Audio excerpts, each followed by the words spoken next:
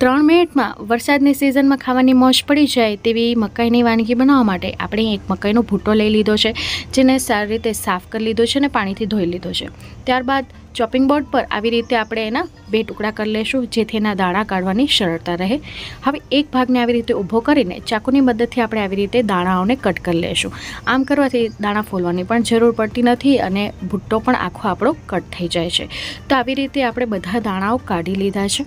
તો હવે આ દાણામાં આપણે બધા મસાલાઓ કરીશું. તો સૌપ્રથમ આપણે એની અંદર કલર સારો આવે એ માટે કરીને હળદર પાવડર નાખીશું. તો 1/2 ટીસ્પૂન જેટલો આપણે હળદર પાવડર લીધો છે. ફ્લેવર વધારવા માટે આપણે 1 ટેબલસ્પૂન જેટલું ધાણા જીરું પાવડર લીધું છે. સ્વાદ અનુસાર આપણે આની અંદર મીઠું નાખીશું. ત્યારબાદ 1/4 ટીસ્પૂન જેટલી હિંગ પાવડર નાખીશું, જેથી પચવામાં સરળ રહે. ત્યારબાદ કલર સારો આવે એ માટે કરીને 1/2 ટેબલસ્પૂન જેટલું કશ્મીર લાલ મરચું પાવડર લીધું છે. 1 ટીસ્પૂન જેટલો ચાટ મસાલો લીધો છે. 1/4 ટીસ્પૂન જેટલો તીખું મરચાંનું પાવડર લીધું છે. જો તમે તીખું ન ખાતા હો તો અહીં તમે આને સ્કીપ પણ કરી શકો છો. 1 તીખું મરચું નાખ્યું છે. થોડીક કોથમીરી નાખી છે ઝીણી સમારેલી. ત્યારબાદ આની અંદર આપણે આદુ મરચાંની પેસ્ટ નાખીશું, લગભગ 2 ટીસ્પૂન જેટલું. અને હવે આની અંદર આપણે 1 કપ લૂઝ બેસન નાખીશું, છૂટું બેસન નાખીશું. વધારે ક્રિસ્પી અને ક્રન્ચી બનાવવા માટે આપણે આની અંદર 1/4 કપ જેટલું આપણે કોર્નફ્લાવર નાખીશું. જો તમારા ઘરમાં કોર્નફ્લાવર ન હોય તો તમે ચોખાના લોટનો પણ ઉપયોગ કરી શકો છો. હવે બધી વસ્તુને આપણે મિક્સ કરી લઈશું. આ રેસિપીની અંદર આપણે બહુ જ ઓછા પ્રમાણમાં પાણીનો ઉપયોગ કરવાનો છે. હાથમાં લઈને ફક્ત છાંટવાનું છે.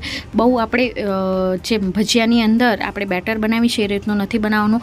ફક્ત વળે એટલું જ આપણે પાણીનો ઉપયોગ કરવાનો છે. તો સૌપ્રથમ આવી રીતે મિક્સ કરીને આવી રીતે પાણીનો છંટકાવ કરીને આપણે બધું મિક્સ થઈ જાય, ભેગું થઈ જાય એટલું જ આપણે પાણી નાખવાનું છે. તો આવી રીતે મેં તૈયાર કરી લીધું છે.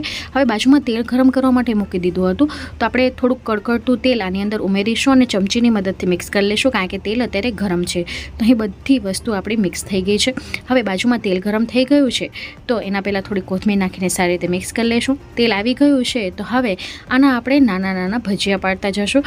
તો આ ભજીયાને છે એ મીડિયમ ફ્લેમ ઉપર આપણે પકાવવાના છે. જો હાઈ ફ્લેમ ઉપર પકાવશો તો ઉપરથી લાલ થઈ જશે અને સ્લો ફ્લેમ ઉપર પકાવશો તો ભજીયાની અંદર તેલ ભરાશે અને ખાતી વખતે બિલકુલ પણ સારા નહીં લાગે. હવે જેટલા ક્રિસ્પી પસંદ હોય એટલા આ ભજીયાને આપણે તળી લેવાના છે. તો વરસાદ પડતો હોય અને સાંજે ચાય સાથે જો ગરમા ગરમ ભજીયા મળી જાય તો એની મજા જ કંઈક અલગ છે. તો આ ભજીયાને મેં ગરમા ગરમ ચાય અને લીલી ચટણી સાથે સર્વ કર્યા છે. તો ફ્રેન્ડ્સ, આજની આ રેસિપી તમને કોઈ પણ કારણોસર ગમી હોય તો પ્લીઝ વિડીયોને લાઇક, શેર, ચેનલને સબસ્ક્રાઈબ કરવાનું ન ભૂલતા. બાજુમાં આપેલી બેલ બટનને દબાવીને ઓલનું નોટિફિકેશન દબાવજો, જેથી મારા આવનારા વિડીયોઝની નોટિફિકેશન તમને મળતી રહે. હું ફરી મળીશ હજી એક આવી જ નવી રેસિપી સાથે. ત્યાં સુધી આવજો. Bye, take care. Thanks for watching.